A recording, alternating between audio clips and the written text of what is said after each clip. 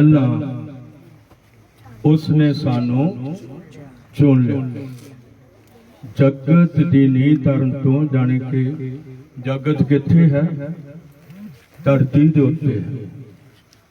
धरती दे उत्ते जगत है और जगत दी नींह धरन तो पहला जाने कि धरती दी नींह धरन तो पहले उसने सानू चुन लिया। किनों चुनिया किसी नूं पता नहीं, पर उसने चुन लिया। किन्हां नूं चुनिया? उन्हें असल विच मनुखां नूं चुनिया है। किहड़े मनुख नूं चुनिया है? और जिन्हों चुन लिया है उहदा नाम उसने जीवन दी किताब विच लिख लिया। ये जीवन की किताब केड़ी किताब है? असीं वेखदे हां कोई जीवन की किताब किसी मनुख के हाथ विच नहीं है, वो परमेश्वर के हाथ विच है। प्रभु तुहानूं बहुत वड्डी बरकत देवे। धरती की नींह रखण तो गल्लां ना करो, विच मैं तुहाडे वल वेख रिहा। तो याद रखो, धरती की नींह रखण तो पहले अज कोई भी नहीं दस सकता भाई धरती की नींह कदों रखी गई है। कोई मनुख नहीं दस सकता, कोई पास्टर बयान नहीं कर सकता, कोई धर्म ज्ञानी नहीं ये दस सकता कि धरती की नींह कदों रखी गई। मेरे अजीजो, हाथ उठाओ। केवल बाइबल दसता है, खुदा का वचन दसता है कि धरती की नींह कदों रखी गई है। और जदों धरती की नींह रखी गई और उसने सानू चुन लिया, उन्हें सानू चुन लिया और वो सानू जानदा सी। कौन जानदा सी? जमीन अते आसमान दा मालिक साडा यहोवा परमेश्वर, ओ सानू जानदा सी। हालेलुया। जानदा है।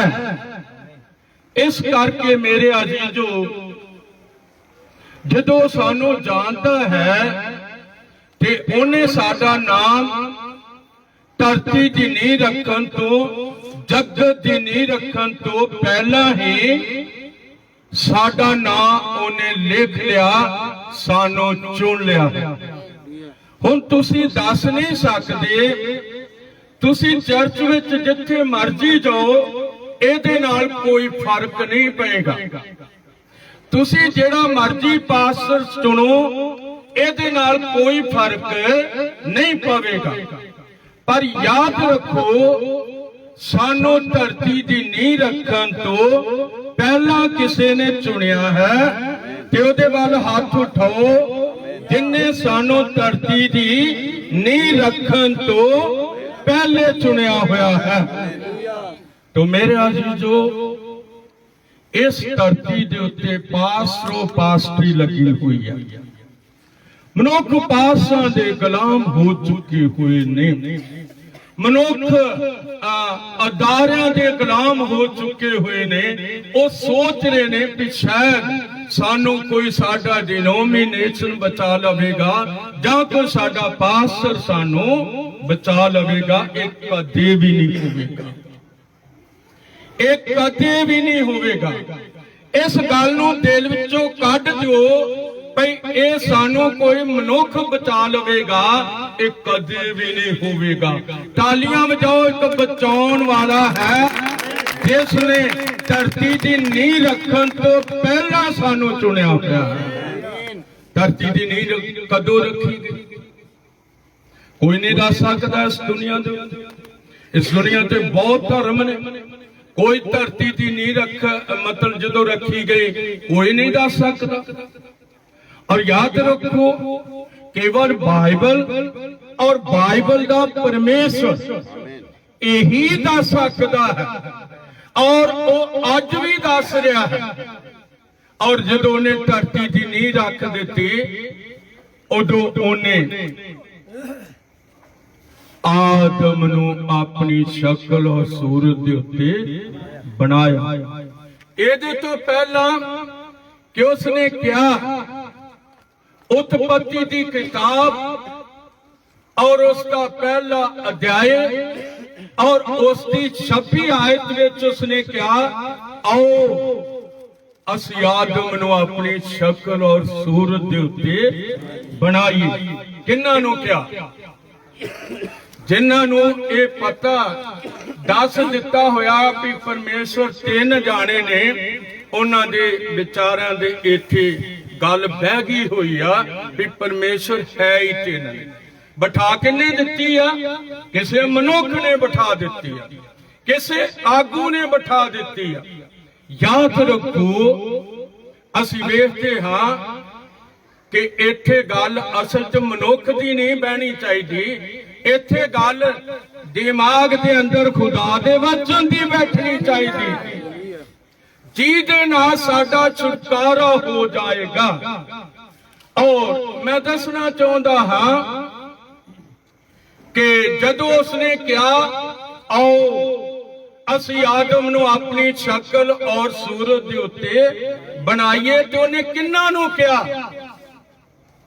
कोई ते है सी जेड़े मनुख तो पहला रचे गए, ਉਹ ਹੈ ਸੀ ਉਹਦੇ ਦੂਤ ਜਿਹੜੇ ਮਨੁੱਖ ਤੋਂ ਪਹਿਲਾਂ ਰਚੇ ਗਏ। ਦੂਤ ਕੀ ਨੇ? ਉਹਦੇ ਫਰਿਸ਼ਤੇ ਕੀ ਨੇ? ਉਹ ਇੱਕ ਆਤਮਾ ਨੇ। ਹਾਲੇਲੂਇਆ। ਤੇ ਪਰਮੇਸ਼ਰ ਕੀ ਹੈ?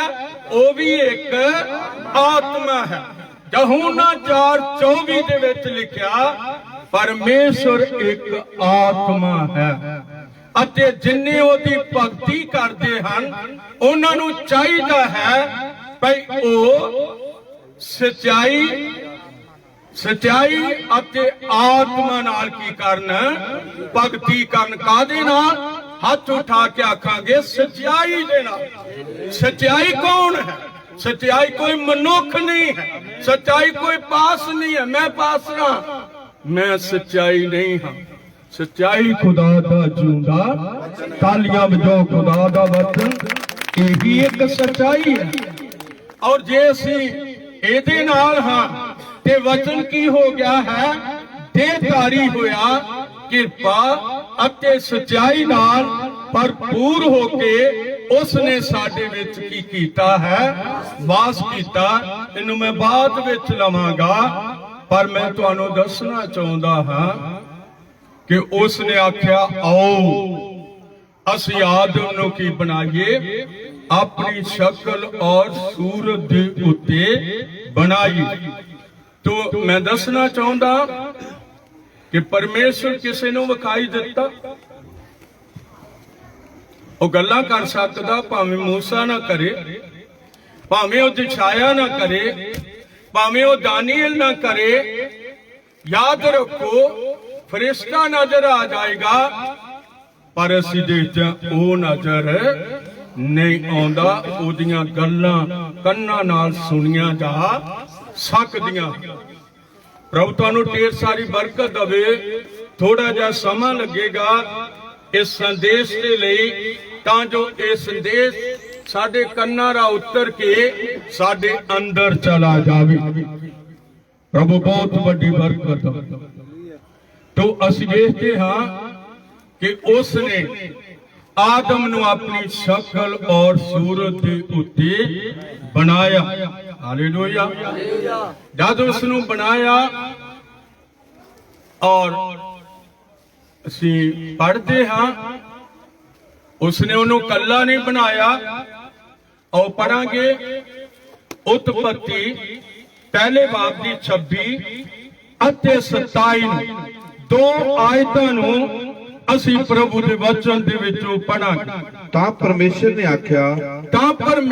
ਆਖਿਆ कि ਅਸੀਂ ਆਦਮੀ ਨੂੰ ਅਸੀਂ ਆਦਮੀ ਨੂੰ ਆਪਣੇ ਸਰੂਪ ਉੱਤੇ ਆਪਣੇ ਸਰੂਪ ਉੱਤੇ ਔਰ ਆਪਣੇ ਵਰਗਾ ਬਣਾਈਏ। ਆਪਣੇ ਵਰਗਾ ਬਣਾਈਏ। ਪੜਾਂਗੇ ਉਹ ਸਮੁੰਦਰ ਦੀਆਂ ਮੱਛੀਆਂ ਉੱਤੇ ਉਹ ਸਮੁੰਦਰ ਦੀਆਂ ਮੱਛੀਆਂ ਉੱਤੇ ਅਤੇ ਆਕਾਸ਼ ਦੀਆਂ ਪੰਛੀਆਂ ਉੱਤੇ ਆਕਾਸ਼ ਦੇ ਪੰਛੀਆਂ ਉੱਤੇ ਅਤੇ ਡੰਗਰਾਂ ਉੱਤੇ ਅਤੇ ਡੰਗਰਾਂ ਉੱਤੇ ਸਗੋਂ ਸਾਰੀ ਧਰਤੀ ਉੱਤੇ ਸਗੋਂ ਸਾਰੀ ਧਰਤੀ ਦੇ ਉੱਤੇ ਕੀ ਕਰੇ? ਰਾਜ ਕਰ। ਆਮੀਨ। ਸੋ ਪਰਮੇਸ਼ਰ ਨੇ ਆਦਮੀ ਨੂੰ ਆਪਣੇ ਸਰੂਪ ਉੱਤੇ ਉਤਪਤ ਕੀਤਾ। ਹਾਂਜੀ। ਪਰਮੇਸ਼ਰ ਦੇ ਸਰੂਪ ਉੱਤੇ ਉਹਨੂੰ ਉਤਪਤ ਕੀਤਾ। ਹਾਂਜੀ। ਨਰ ਨਾਰੀ ਉਸਨੇ ਉਹਨਾਂ ਨਾਰੀ ਉਸਨੇ ਉਹਨਾਂ ਨੂੰ ਉਤਪਤ ਕੀਤਾ। ਉਤਪਤ ਕੀਤਾ।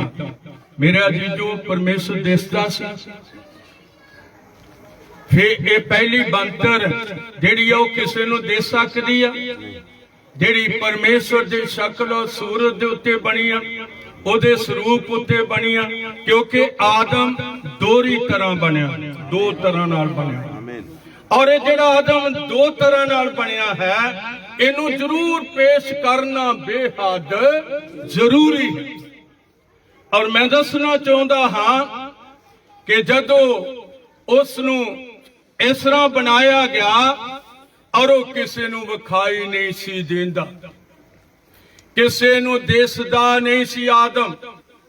ਆਦਮ ਇੱਕ ਤੇਜ ਰੋਸ਼ਨੀ ਸੀ। ਜਿਸ ਤਰ੍ਹਾਂ ਪਰਮੇਸ਼ਰ ਇੱਕ ਤੇਜ ਰੋਸ਼ਨੀਆਂ ਤਾਲੀਆਂ ਵਜਾਵਾਂਗੇ, ਆਦਮ ਵੀ ਇੱਕ ਤੇਜ ਰੋਸ਼ਨੀ ਸੀ ਔਰ ਉਹ ਕਿਸੇ ਨੂੰ ਵੀ ਨਜ਼ਰ ਨਹੀਂ ਸੀ ਆ ਸਕਦਾ। ਹੁਣ ਉਹਨੂੰ ਧਰਤੀ ਦੇ ਉੱਤੇ ਯਹੋਵਾ ਪਰਮੇਸ਼ਰ ਨੇ ਇੱਕ ਸਰੀਰ ਦੇਣਾ ਸੀ। ਅਜੇ ਜਦੋਂ ਉਸਨੇ ਉਹਨੂੰ ਬਣਾਇਆ ਉਹ ਆਤਮਾ ਹੈ, ਔਰ ਜਦੋਂ ਉਸਨੂੰ ਦੂਸਰੀ ਵਾਰੀ ਬਣਾਇਆ ਉਸਨੂੰ ਉਸਨੇ ਸਰੀਰ ਦਿੱਤਾ। ਆਓ ਅਸੀਂ ਪੜਾਂਗੇ ਉਤਪਤੀ 2:7 ਨੂੰ ਪ੍ਰਭੂ ਦੇ ਵਚਨ ਦੇ ਵਿੱਚੋਂ ਪੜਾਂਗੇ। ਤੁਸੀਂ ਲਿਖਣਾ ਲਿਖ ਲਓ, ਨੋਟ ਕਰਨਾ ਨੋਟ ਕਰੋ। ਪੜਾਂਗੇ। ਯਹੋਵਾ ਪਰਮੇਸ਼ਰ ਨੇ ਆਦਮੀ ਨੂੰ ਜ਼ਮੀਨ ਦੀ ਮਿੱਟੀ ਤੋਂ ਰਚਿਆ। ਜ਼ਮੀਨ ਦੀ ਮਿੱਟੀ ਤੋਂ ਰਚਿਆ। ਹੁਣ ਸ਼ਕਲ ਦਾ ਨਾਂ ਨਹੀਂ ਲਿਆ, ਹੁਣ ਲਿਖ ਦਿੱਤਾ ਆਦਮ ਨੂੰ ਪਰਮੇਸ਼ਰ ਨੇ ਜ਼ਮੀਨ ਦੀ ਮਿੱਟੀ ਤੋਂ ਰਚਿਆ। ਪੜਾਂਗੇ। ਅਤੇ ਉਸ ਦੀਆਂ ਨਾਸਾਂ ਵਿੱਚ ਜੇ ਉਹਦੀਆਂ ਨਾਸਾਂ ਵਿੱਚ ਜੀਵਨ ਦਾ ਸਾਹ ਫੂਕ ਦਿੱਤਾ ਅਤੇ ਉਹ ਆਦਮੀ ਜਿਉਂਦੀ ਜਾਨ ਹੋ ਗਿਆ। ਕੀ ਜਿਉਂਦੀ ਜਾਨ ਹੋ ਗਿਆ?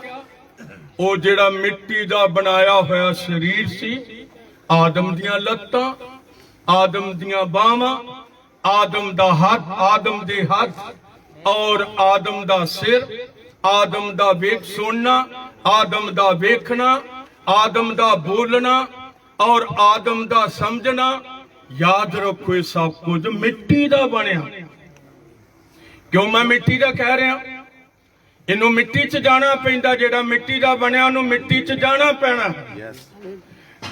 ਕੋਈ ਮਨੁੱਖ ਨੂੰ ਰੋਕ ਨਹੀਂ ਸਕਦਾ, ਕਿਉਂਕਿ ਉਤਪਤੀ 3:17 'ਚ ਲਿਖਿਆ ਹੈ, ਇਸ ਲਈ ਕਿ ਤੂੰ ਆਪਣੀ ਤੀਵੀਂ ਦੀ ਗੱਲ ਸੁਣੀ ਸੋ ਧਰਤੀ ਤੇਰੇ ਕਾਰਨ ਕੀ ਹੋ ਗਈ?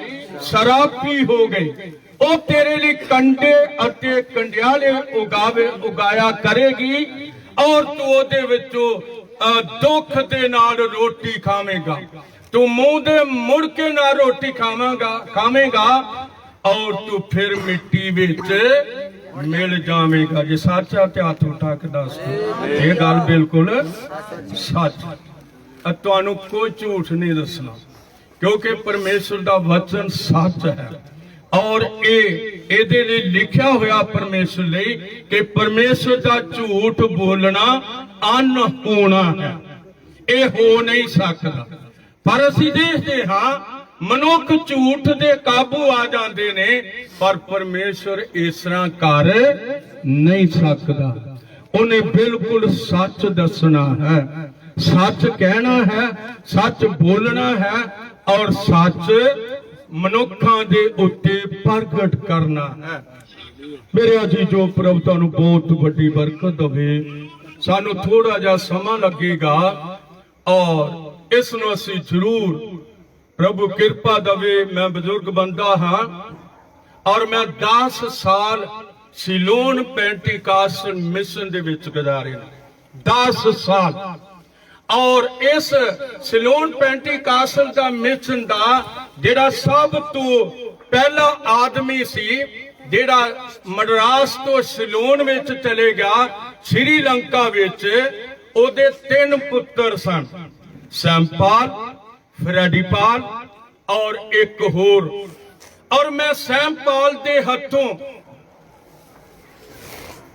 1966 ਵਿੱਚ ਬਪਤਿਸਮਾ ਲਿਆ, ਜਦੋਂ ਅਜੇ ਸਿਲੋਨ ਪੈਂਟੀਕਾਸਟ ਭਰਾ ਤੇ ਭੈਣਾਂ 40-45 ਜੀ ਸਨ, ਇਹ ਤੋਂ ਵੱਧ ਨਹੀਂ ਸਨ। ਔਰ ਮੇਰੇ ਅਜੀਜ਼ੋ, ਜਦੋਂ ਮੈਨੂੰ ਇਹਨਾਂ ਸੱਚਾਈਆਂ ਦਾ ਪਤਾ ਲੱਗਾ, ਸੱਚਾਈਆਂ ਕੀ ਨੇ? ਤਿਮੋਥੀਅਸ 3 ਪਹਿਲੀ ਆਇਤ ਵਿੱਚ ਲਿਖਿਆ, ਜੇ ਕੋਈ ਸੇਵਾਦਾਰ ਦੇ ਹੁੱਦੇ ਨੂੰ ਲੋਚਦਾ ਹੈ ਤੇ ਉਹ ਚੰਗੇ ਕੰਮ ਨੂੰ ਚਾਹੁੰਦਾ ਹੈ। ਸੋ ਚਾਹੀਦਾ ਹੈ ਕਿ ਸੇਵਾਦਾਰ ਇੱਕ ਪਤਨੀ ਦਾ ਪਤੀ ਹੋਵੇ, ਪਰਹੇਜ਼ਗਾਰ ਹੋਵੇ, ਸੁਰਤ ਵਾਲਾ ਹੋਵੇ, ਨੇਕ ਚੱਲਣ ਚਾਲ ਹੋਵੇ, ਪ੍ਰਾਹੁਣਚਾਰ ਹੋਵੇ, ਸਿੱਖਿਆ ਦੇਣ ਯੋਗ ਹੋਵੇ, ਆਪਣੇ ਘਰ ਦਾ ਚੰਗੀ ਤਰ੍ਹਾਂ ਪ੍ਰਬੰਧ ਕਰਨ ਵਾਲਾ ਹੋਵੇ। ਔਰ ਜੇ ਕੋਈ ਆਪਣੇ ਘਰ ਦਾ ਹੀ ਪ੍ਰਬੰਧ ਕਰਨਾ ਨਹੀਂ ਜਾਣਦਾ ਤੇ ਉਹ ਕਲੀਸਿਆ ਦਾ ਪ੍ਰਬੰਧ ਕਿਵੇਂ ਕਰੇਗਾ? ਰੱਬ ਤੁਹਾਨੂੰ ਬਹੁਤ ਵੱਡੀ ਬਰਕਤ ਦੇਵੇ। ਮੈਂ ਹਰ ਸਾਲ ਤੁਹਾਡੇ ਕੋਲ ਆਉਂਦਾ ਹਾਂ ਔਰ ਮੇਰੇ ਕੋਲ ਬਾਈਬਲ ਤੋਂ ਸਿਵਾ ਕੁਛ ਨਹੀਂ। ਸੋ ਹੁਣ ਅਸੀਂ ਵੇਖਦੇ ਹਾਂ, ਆਦਮ ਨੂੰ ਬਣਾ ਦਿੱਤਾ। ਆਦਮ ਧਰਤੀ ਦੇ ਉੱਤੇ ਫਿਰ ਤੁਰ ਰਿਹਾ ਸੀ, ਔਰ ਯਾਦ ਰੱਖੋ, ਜਦੋਂ ਫਿਰ ਤੁਰ ਰਿਹਾ ਸੀ ਤੇ ਪਰਮੇਸ਼ਰ ਨੇ ਵੇਖਿਆ ਆਹ ਕੰਮ ਚੰਗਾ ਨਹੀਂ ਹੈ। ਪੜਾਂਗੇ ਉਤਪੱਤੀ ਪਹਿਲੇ ਬਾਬ ਦੀ 18 ਨਾ ਮਾਫ ਕਰਨਾ 2:18 ਪਰਮੇਸ਼ਰ ਨੇ, ਹਾਂਜੀ, ਫਿਰ ਯਹੋਵਾ ਪਰਮੇਸ਼ਰ ਨੇ ਆਖਿਆ, ਫਿਰ ਯਹੋਵਾ ਪਰਮੇਸ਼ਰ ਨੇ ਆਖਿਆ ਵੀ ਚੰਗਾ ਨਹੀਂ ਆ ਇਹ ਚੰਗਾ ਨਹੀਂ ਕਿ ਆਦਮੀ ਇਕੱਲਾ ਰਹੇ, ਇਹ ਚੰਗਾ ਨਹੀਂ ਵੀ ਆਦਮੀ ਕੀ ਰਵੇ, ਇਕੱਲਾ ਰਹੇ। ਅੱਜ ਕੁਝ ਲੋਕ ਨੇ ਜਿਹੜੇ ਸੇਵਾ ਕਰਨ ਦੇ ਲਈ ਇਕੱਲੇ ਰਹਿਣਾ ਚਾਹੁੰਦੇ ਨੇ, ਪਰ ਹੱਥ ਹਿਲਾ ਕੇ ਆਖੋ ਪਰਮੇਸ਼ਰ ਇਹ ਨਹੀਂ ਚਾਹੁੰਦਾ। ਪਰਮੇਸ਼ਰ ਬਿਲਕੁਲ ਨਹੀਂ ਇਹ ਚਾਹੁੰਦਾ ਵੀ ਆਦਮੀ ਕੀ ਰਵੇ, ਇਕੱਲਾ ਰਵੇ। ਆਓ ਪੜਾਂਗੇ ਅੱਗੇ ਥੋੜਾ ਸੋ ਜਿਹਾ। ਮੈਂ ਉਹਦੇ ਲਈ ਉਹਦੇ ਵਾਂਗੂ ਇੱਕ ਸਹਾਇਕਨ ਬਣਾਵਾਂਗਾ। ਤੁਸੀਂ 2 ਦੀ 19 ਪੜ੍ਹੀ ਆ, 2 ਦੀ 21 ਪੜੋ। ਤਾਂ ਯਹੋਵਾ ਪਰਮੇਸ਼ਰ ਨੇ ਆਦਮੀ ਤੇ ਗੂੜੀ ਨੀਂਦ ਭੇਜੀ, ਸੋ ਉਹ ਸੌਂ ਗਿਆ ਤੇ ਉਸਨੇ ਉਹਦੀਆਂ ਪਸਲੀਆਂ ਵਿੱਚੋਂ ਇੱਕ ਕੱਢ ਲਈ ਤੇ ਉਹਦੀ ਥਾਂ ਕੀ ਭਰ ਦਿੱਤਾ? ਮਾਸ ਭਰ ਦਿੱਤਾ। ਵੇਖੋ ਕਿਸ ਤਰ੍ਹਾਂ ਇਹ ਪਹਿਲਾ ਜੋੜਾ ਧਰਤੀ ਦੇ ਉੱਤੇ ਬਣ ਰਿਹਾ ਹੈ। ਸੋ ਉਸਨੇ ਆਦਮ ਉੱਤੇ ਗੂੜੀ ਨੀਂਦ ਭੇਜੀ ਔਰ ਉਹ ਸੌਂ ਗਿਆ। ਔਰ ਜਦੋਂ ਸੌਂ ਗਿਆ ਤੇ ਉਹਦੀਆਂ ਪਸਲੀਆਂ ਵਿੱਚੋਂ ਇੱਕ ਪਸਲੀ ਕੱਢੀ ਹੈ। ਪੜਾਂਗੇ, ਤਾਂ ਯਹੋਵਾ ਪਰਮੇਸ਼ਰ ਨੇ ਉਸ ਪਸਲੀ ਤੋਂ ਜਿਹੜੀ ਉਸਨੇ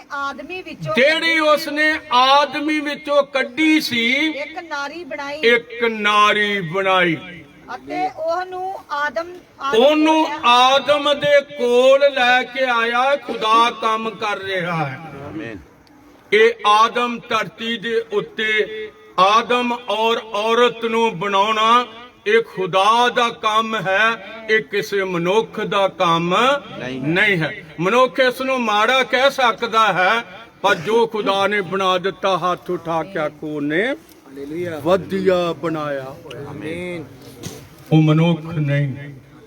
ਲਿਖਿਆ ਜਦੋਂ ਉਹ ਨਾਰੀ ਬਣ ਗਈ ਤੇ ਆਦਮ, ਪਰਮੇਸ਼ਰ ਉਸ ਨੂੰ ਆਦਮ ਦੇ ਕੋਲ ਲੈ ਕੇ ਆਇਆ। ਪੜਾਂਗੇ, ਤਾਂ ਆਦਮੀ ਨੇ ਆਖਿਆ ਇਹ ਹੁਣ ਮੇਰੀਆਂ ਹੱਡੀਆਂ ਵਿੱਚੋਂ ਇਹ ਹੁਣ ਮੇਰੀਆਂ ਹੱਡੀਆਂ ਵਿੱਚੋਂ ਹੱਡੀ ਹੈ ਔਰ ਮੇਰੇ ਮਾਸ ਵਿੱਚੋਂ ਅਤੇ ਮੇਰੇ ਮਾਸ ਵਿੱਚੋਂ ਮਾਸ ਹੈ, ਜੋ ਇਹ ਇਸ ਕਾਰਨ ਨਾਰੀ ਅਖਵਾ ਜੋ ਇਸ ਕਾਰਨ ਨਾਰੀ ਅਖਵਾਵੇਗੀ। ਜੋ ਇਹ ਨਰ ਵਿੱਚੋਂ ਕੱਢੀ ਗਈ ਹੈ, ਕਿਉਂ ਜੋ ਇਹ ਨਰ ਵਿੱਚੋਂ ਕੱਢੀ ਗਈ। ਸੋ ਮਰਦ ਆਪਣੇ ਮਾਪੇ ਛੱਡ ਕੇ ਖੁਦਾਵੰਦ ਤੁਹਾਨੂੰ ਬਹੁਤ ਵੱਡੀ ਕਿਰਪਾ ਦਵੇ, ਆਪਣੀ ਪਤਨੀ ਨਾਲ ਮਿਲਿਆ ਰਹੇਗਾ।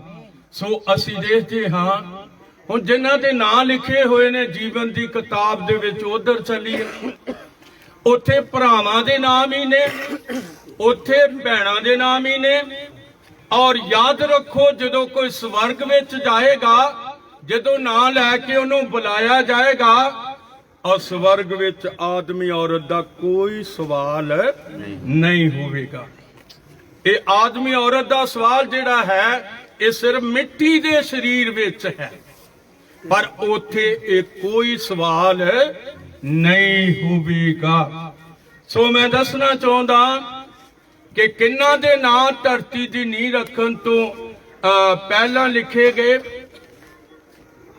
ਜਿਨ੍ਹਾਂ ਦੇ ਲਿਖੇ ਗਏ ਉਹ ਐਸ ਵਚਨ ਵੱਲ ਆਉਣਗੇ। ਜਿਨ੍ਹਾਂ ਦੇ ਨਾਂ ਧਰਤੀ ਦੀ ਨੀਂਹ ਰੱਖਣ ਤੋਂ ਪਹਿਲਾਂ ਲਿਖੇ ਗਏ ਉਹ ਐਸ ਵਚਨ ਦਾ ਪਿੱਛਾ ਕਰਨਗੇ, ਉਹ ਇਸ ਵਚਨ ਦੇ ਪਿੱਛੇ ਹੋਣਗੇ।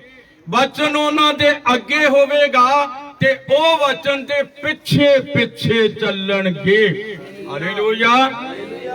ਉਹ ਵਚਨ ਨੂੰ ਕਦੇ ਛੱਡ ਨਹੀਂ ਸਕਣਗੇ। ਪ੍ਰਭੂ ਤੁਹਾਨੂੰ ਬਹੁਤ ਵੱਡੀ ਬਰਕਤ ਦੇਵੇ। ਤੋ ਅਸੀਂ ਵੇਖਦੇ ਹਾਂ ਕਿ ਕੌਣ ਚੱਲਿਆ ਉਹਦੇ ਪਿੱਛੇ ਪਿੱਛੇ, ਕੌਣ ਉਹਦੇ ਪਿੱਛੇ ਚੱਲਿਆ। ਅਸੀਂ ਦੇਖਦੇ ਹਾਂ ਅਬਰਾਹਾਮ ਉਹਦੇ ਪਿੱਛੇ ਚੱਲਿਆ, ਵਿਆਹਿਆ ਸੀ ਕਿ ਕੁਵਾਰਾ ਸੀ। ਤਾਲੀਆਂ ਵਜਾ ਕੇ ਆਖੋ ਵਿਆਹਿਆ ਹੋਇਆ ਸੀ। ਆਦਮ ਦਾ ਨਾਂ ਕੀ ਸੀ ਪਹਿਲਾਂ? ਮਾਫ ਕਰਨਾ, ਅਬਰਾਹਾਮ ਦਾ ਨਾਂ ਪਹਿਲਾਂ ਕੀ ਸੀ? ਇਬਰੀ ਸੀ। ਇਬਰੀ ਦਾ ਮਤਲਬ ਘੁੰਮਣ ਵਾਲੇ। ਉਹਨੇ ਆਪਣੇ, ਜਦੋਂ ਖੁਦਾ ਦੀ ਆਵਾਜ਼ ਸੁਣੀ, ਉਹਨੇ ਆਪਣੇ ਬਾਪ ਤਾਰਾ ਨੂੰ ਛੱਡ ਦਿੱਤਾ, ਉਹਨੇ ਆਪਣੇ ਭਰਾ ਨਹੋਰ ਨੂੰ ਛੱਡ ਦਿੱਤਾ, ਔਰ ਉਹਦਾ ਭਰਾ ਹਰਾਨ ਮਰ ਗਿਆ, ਔਰ ਹਰਾਨ ਦਾ ਜਿਹੜਾ ਪੁੱਤਰ ਸੀ ਲੂਤ, ਉਹਨੂੰ ਅਬਰਾਹਾਮ ਨੇ ਔਰ ਸਾਰਾ ਨੇ ਕਿਹਾ, ਉਹਨੇ ਕਿਹਾ ਅਬਰਾਹਾਮ ਲੂਤ ਨੂੰ ਨਾਲ ਲੈ ਲਈਏ, ਸਾਡੇ ਕੋਲ ਕੋਈ ਬੱਚਾ ਨਹੀਂ। ਜਦੋਂ ਸ਼ਾਦੀ ਹੁੰਦੀ ਆ, ਹਰ ਉਸ ਦੀ ਬੇਟੀ ਨੂੰ ਜਿਸ ਦੀ ਸ਼ਾਦੀ ਹੁੰਦੀ ਆ, ਔਰ ਜਿਸ ਤਰ੍ਹਾਂ ਉਸ ਨੌਜਵਾਨ ਭਾਈ ਨੂੰ ਜਿਹਦੀ ਸ਼ਾਦੀ ਹੋਈ ਹੈ, ਉਹਨਾਂ ਨੂੰ ਇਨਾਮ ਦੇ ਤੌਰ ਤੇ ਖੁਦਾ ਬੱਚੇ ਦਿੰਦਾ ਹੈ। ਜ਼ਬੂਰ 127 ਦੀ 3 ਆਇਤ ਵਿੱਚ ਲਿਖਿਆ, ਬੱਚੇ ਯਹੋਵਾ ਵੱਲੋਂ ਮਿਰਾਸ ਹਨ। ਇਸ ਕਰਕੇ ਪ੍ਰਭੂ ਤੁਹਾਨੂੰ ਬਹੁਤ ਵੱਡੀ ਬਰਕਤ ਦੇਵੇ। ਤੋਂ ਮੈਂ ਦੱਸਣਾ ਚਾਹੁੰਦਾ ਹਾਂ ਕਿ ਅਬਰਾਹਾਮ ਦੇ ਨਾਲ ਖੁਦਾ ਨੇ ਵਾਅਦਾ ਕੀਤਾ, ਮੈਂ ਤੈਨੂੰ ਇੱਕ ਪੁੱਤਰ ਦਿਆਂਗਾ। ਵਾਅਦਾ ਕਦੋਂ ਕੀਤਾ? ਉਤਪਤੀ 14 ਦੇ ਅੰਦਰ ਉਸਨੇ ਆਪਣੇ ਘਰ ਜੰਮ ਨੌਕਰਾਂ ਨੂੰ, ਜਿਨ੍ਹਾਂ ਦੀ ਗਿਣਤੀ 318 ਸੀ, ਉਹਨਾਂ ਨੂੰ ਲੈ ਕੇ, ਜਿਹੜੇ ਲੂਤ ਨੂੰ ਰਾਜੇ ਲੁੱਟ ਕੇ ਲੈ ਗਏ ਸੀ, ਉਹਦੇ ਭਤੀਜੇ ਨੂੰ, ਉਹਨਾਂ ਨੂੰ ਜਾ ਫੜਿਆ, ਔਰ ਹੋਰ ਵੀ ਲੋਕਾਂ ਨੂੰ ਉਹਨੇ ਛਡਾ ਲਿਆ ਅਬਰਾਹਾਮ ਨੇ। ਹਾਲੇਲੂਇਆ। ਖੁਦਾ ਦੇ ਲੋਕ ਗੁਲਾਮ ਲੋਕਾਂ ਨੂੰ ਛਡਾ ਸਕਦੇ ਨੇ। ਆਮੀਨ। ਜਿਹੜੇ ਗੁਲਾਮੀ ਵਿੱਚ ਚਲੇ ਜਾਣ, ਉਹਨਾਂ ਨੂੰ ਐਸ ਵਚਨ ਨਾਲ ਵੀ ਛੁਡਾਇਆ ਜਾ ਸਕਦਾ ਹੈ। ਪ੍ਰਭੂ ਤੁਹਾਨੂੰ ਢੇਰ ਸਾਰੀ ਬਰਕਤ ਦੇਵੇ।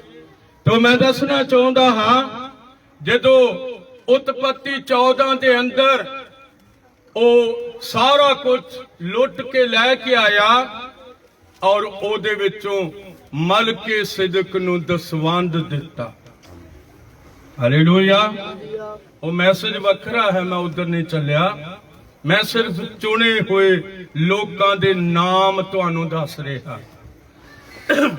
प्रभु बहुत बड़ी कृपा दवे। ਅਬਰਾਹਮ ਸੌਂ ਗਿਆ।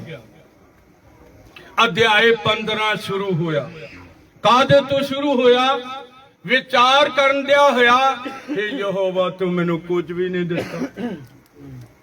ਮੇਰੇ ਘਰ ਦਾ ਮਾਲਕ ਅਲੀਅਜ਼ਰ ਦਮਿਸ਼ਕੀ ਹੋਵੇਗਾ, ਜਿਹੜਾ ਮੇਰਾ ਨੌਕਰ ਹੈ, ਜਿਹੜਾ ਮੇਰੇ ਸਾਰੀਆਂ ਚੀਜ਼ਾਂ ਦੇ ਉੱਤੇ ਇਖਤਿਆਰ ਰੱਖਦਾ ਹੈ।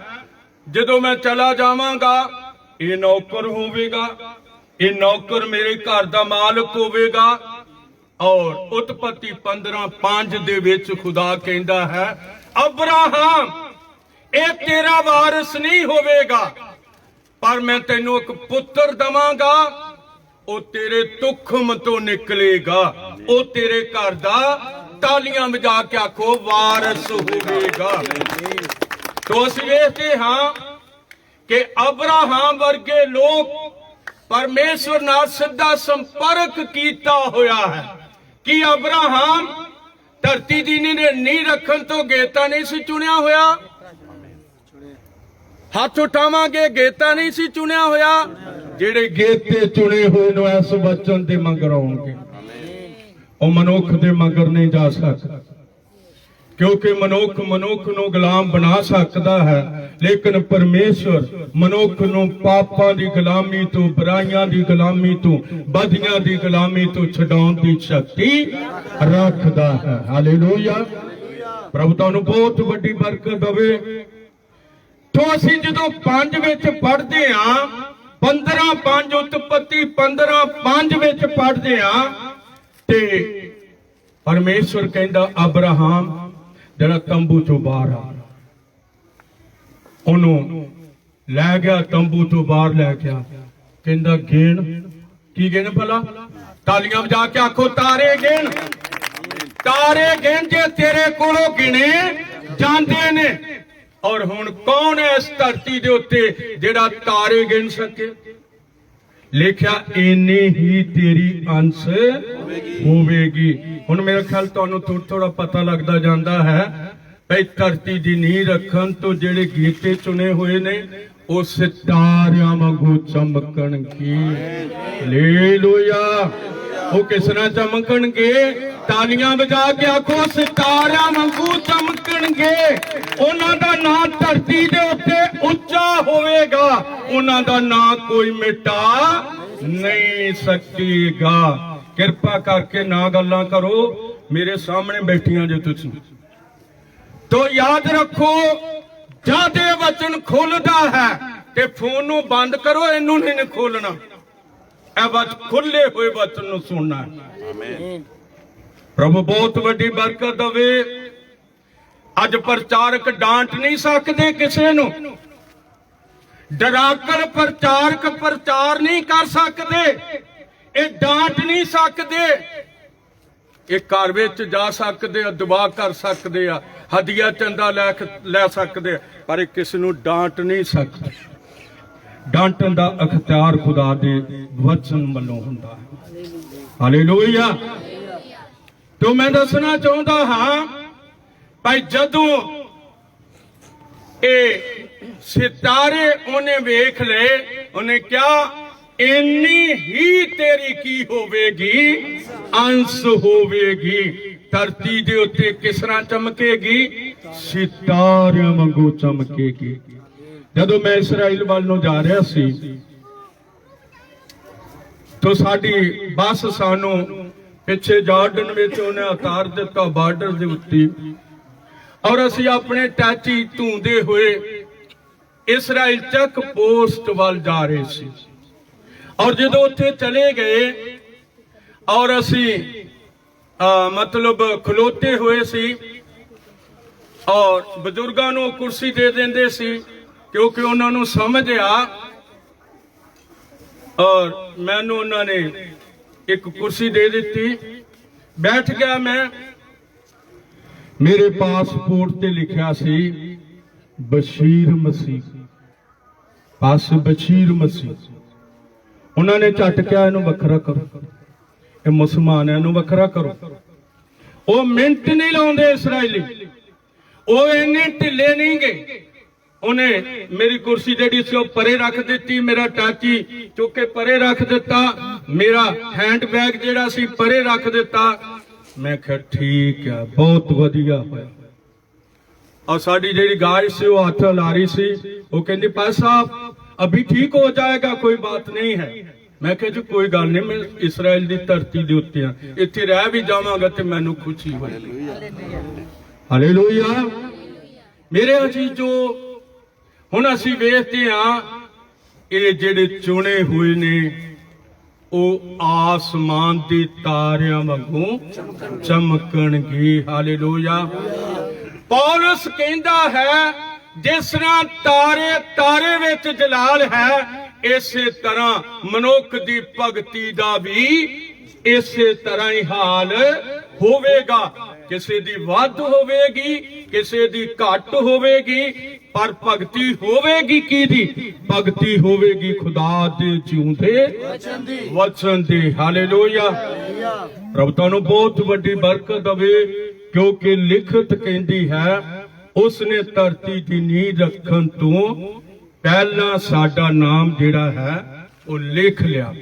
ਹੁਣ ਅਸੀਂ ਵੇਖਦੇ ਹਾਂ ਇਹ ਲਿਖਿਆ ਕਿੱਥੇ ਗਿਆ ਹੈ, ਇਹ ਲਿਖਿਆ ਕਿੱਥੇ ਗਿਆ ਹੈ? ਜਰਾ ਕਿ ਇਹਨੂੰ ਸੋਚਣਾ ਚਾਹੀਦਾ। ਕਿੱਥੇ ਲਿਖਿਆ? ਇਹ ਜੀਵਨ ਦੀ ਕਿਤਾਬ ਵਿੱਚ, ਇਹ ਉਸ ਪੋਥੀ ਵਿੱਚ ਲਿਖਿਆ ਗਿਆ। ਉਸ ਪ੍ਰਕਾਸ਼ ਦੀ ਪੋਥੀ, ਉਸ ਦਾ 10ਵਾਂ ਅਧਿਆਇ ਔਰ ਉਸ ਦੀ ਪਹਿਲੀ ਆਇਤ ਤੋਂ ਪੜ੍ਹਨਾ ਸ਼ੁਰੂ ਕਰਾਂਗੇ ਔਰ ਛੇਤੀ ਅਸੀਂ ਪੜਾਂਗੇ ਇਸ ਆਇਤ ਨੂੰ, ਕਿਉਂਕਿ ਪ੍ਰਕਾਸ਼ ਦੀ ਪੋਥੀ ਇਹਨਾਂ ਦਿਨਾਂ 'ਚ ਖੁੱਲੀ ਹੋਈ ਆ, ਇਹਨੂੰ ਕੋਈ ਛੂ ਨਹੀਂ ਸਕਦਾ।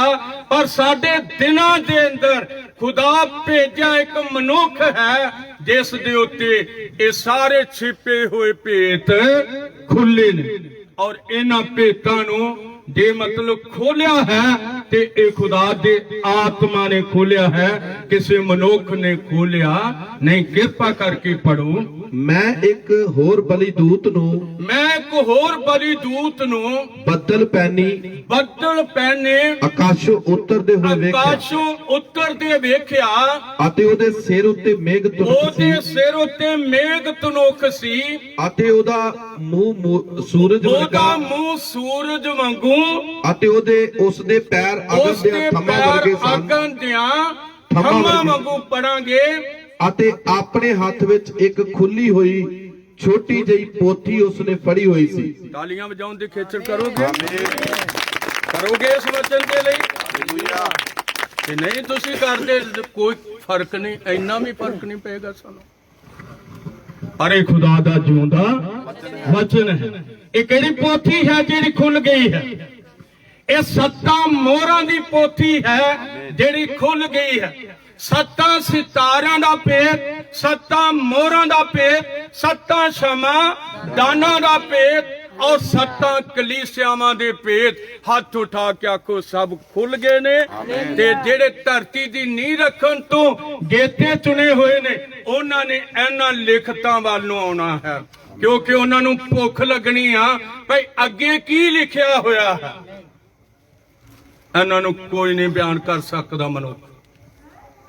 ਔਰ ਉੱਥੇ ਲਿਖਿਆ ਹੈ ਉਹਦੇ ਸਿਰ ਦੇ ਉੱਤੇ ਮੇਘ ਤਨੁਖ ਸੀ ਅਤੇ ਉਹਦਾ ਮੂੰਹ ਕਿਸ ਤਰ੍ਹਾਂ ਦਾ ਸੀ? ਸੂਰਜ ਵਰਗਾ। ਛੇਤੀ ਮੱਤੀ 17 ਪਹਿਲੀ ਪੜ੍ਹ ਦਿਓ, ਛੇਤੀ ਪੜੋ ਤਾਂ ਜੋ ਸਾਡਾ ਸੰਦੇਸ਼ ਜਿਹੜਾ ਹੈ ਅਸੀਂ ਉਧਰ ਨੂੰ ਅੱਗੇ ਵਧੀਏ। ਪੜਾਂਗੇ। 6 ਦਿਨਾਂ ਦੇ ਪਿੱਛੋਂ ਯਿਸੂ ਪਤਰਸ ਅਤੇ ਯਾਕੂਬ ਅਤੇ ਯਹੋਨਾ ਨੂੰ ਨਾਲ ਲੈ ਕੇ ਇੱਕ ਉੱਚੇ ਪਹਾੜ ਦੇ ਉੱਤੇ ਵੱਖਰਾ ਲੈ ਗਿਆ।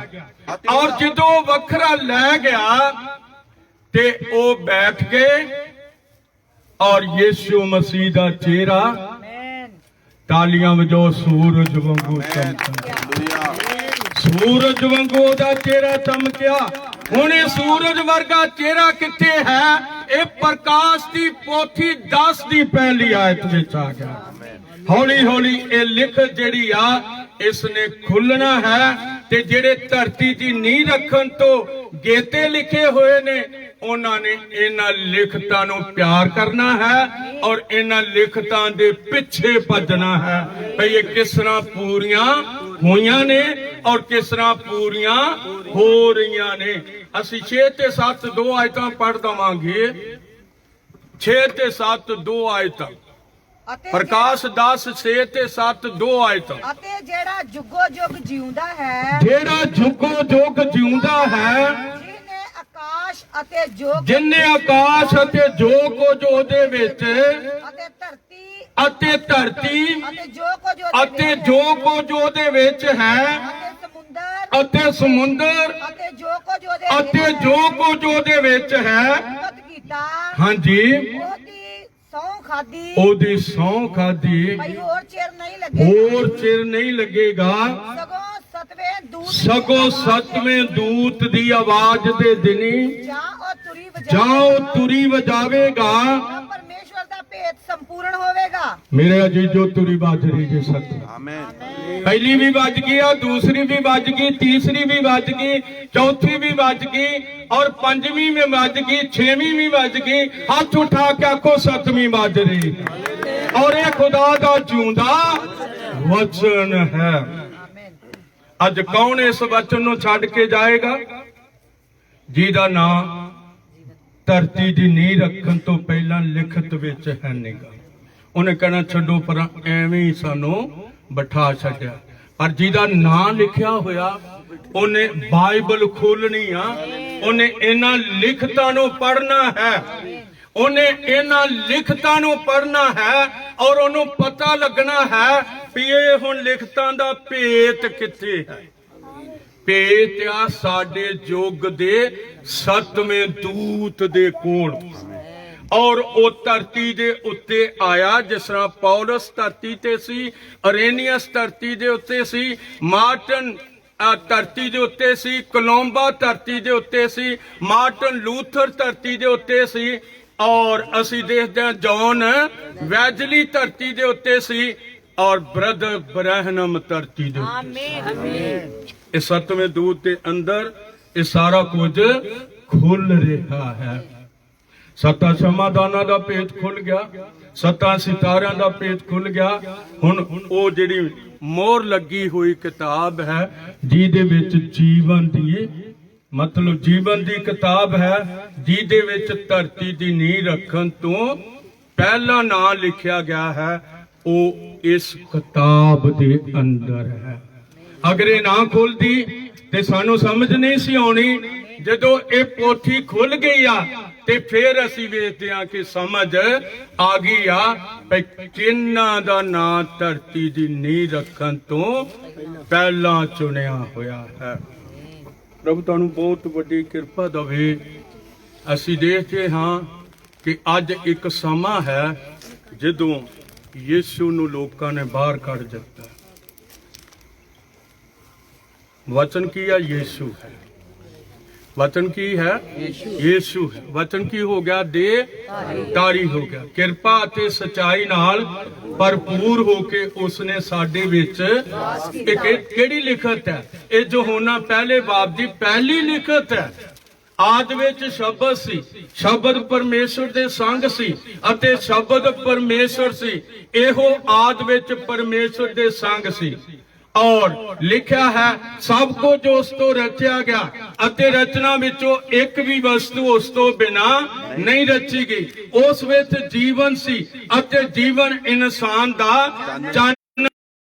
चानन जिहड़ा हरेक मनुख नूं की कर देंदा है, उजाला कर देंदा है। वो जगत विच आउण वाला सी अते जगत ने उस नूं ना पहचाना। यूहन्ना नामे एक मनुख भेजा होया सी जो साखी दे ले आया, पहचानन उत्ते की दवे? साखी देवे। वो अपनियां दे घर आया अते उसदे अपनियां ने उसनूं किन्ना ने उन्होंने कबूल नहीं किया। उन्हां सारे यहूदी इसराइलियां ने उन्होंने कबूल नहीं किया। अज ये वचन किथे है? अज ये वचन पहला उन्हां कोल गया, उन्होंने कबूल नहीं किया। तालियां बजाओ भाइयों, अज ये वचन तुहाडे कोल है। इहनूं कबूल करदे हो, जिहड़ा करेगा इसनूं कबूल वचन नूं, मनुख नूं नहीं, ਵਚਨ ਨੂੰ ਜਿਹੜਾ ਕਬੂਲ ਕਰੇਗਾ ਉਹਦੀ ਪਹਿਚਾਣ ਹੋਵੇਗੀ ਕਿ ਉਹ ਧਰਤੀ ਦੀ ਨੀਂਹ ਰੱਖਣ ਤੋਂ ਪਹਿਲੇ ਚੁਣਿਆ ਹੋਇਆ ਹੈ। ਪ੍ਰਭੂ ਤੁਹਾਨੂੰ ਬਹੁਤ ਵੱਡੀ ਬਰਕਤ ਦੇਵੇ। ਔਰ ਇਹ ਸੰਦੇਸ਼ ਇੰਨੇ ਮਤਲਬ ਤਗੜੇ ਨੇ ਕਿ ਇਹਨਾਂ ਨੂੰ ਸਾਰੀ ਰਾਤ ਵੀ ਲੱਗ ਜਾਏ ਔਰ ਤੁਸੀਂ ਇਹਨਾਂ ਨੂੰ ਸੁਣਦੇ ਰਹੋਗੇ, ਤੁਹਾਨੂੰ ਨੀਂਦ ਨਹੀਂ ਆਏਗੀ, ਕਿਉਂਕਿ ਇਹ ਭੇਤ ਭਰੇ ਵਚਨ ਜਿਹੜੇ ਨੇ ਇਹ ਹੁਣ ਖੁੱਲ ਕੇ ਸਾਹਮਣੇ ਆ ਗਏ।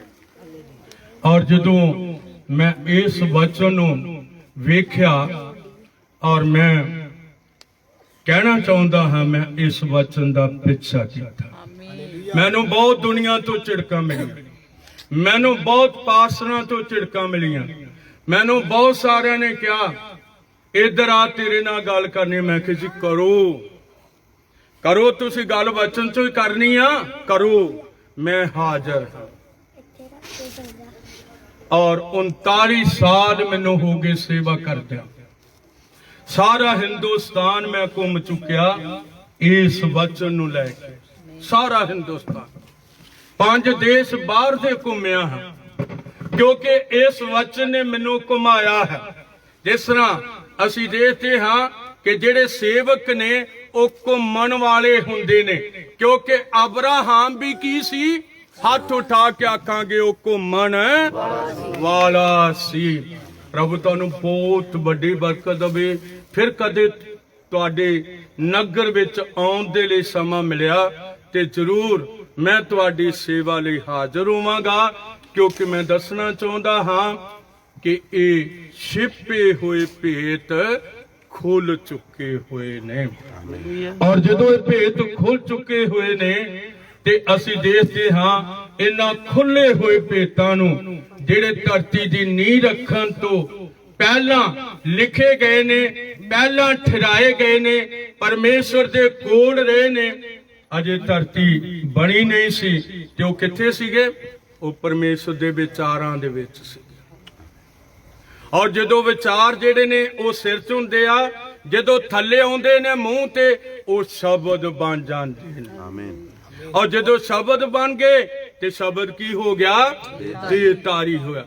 ਕਿਰਪਾ ਤੇ ਸਚਾਈ ਦੇ ਨਾਲ ਭਰਪੂਰ ਹੋ ਕੇ ਉਸਨੇ ਸਾਡੇ ਵਿੱਚ ਵਾਸ ਕੀਤਾ। ਪ੍ਰਭੂ ਤੁਹਾਨੂੰ ਢੇਰ ਸਾਰੀ ਬਰਕਤ ਦੇਵੇ। ਆਓ ਅੱਖਾਂ ਨੂੰ ਬੰਦ ਕਰਾਂਗੇ। ਖੁਦਾ ਤੁਹਾਨੂੰ ਬਹੁਤ ਵੱਡੀ ਆਸ਼ੀਸ਼ ਦੇਵੇ।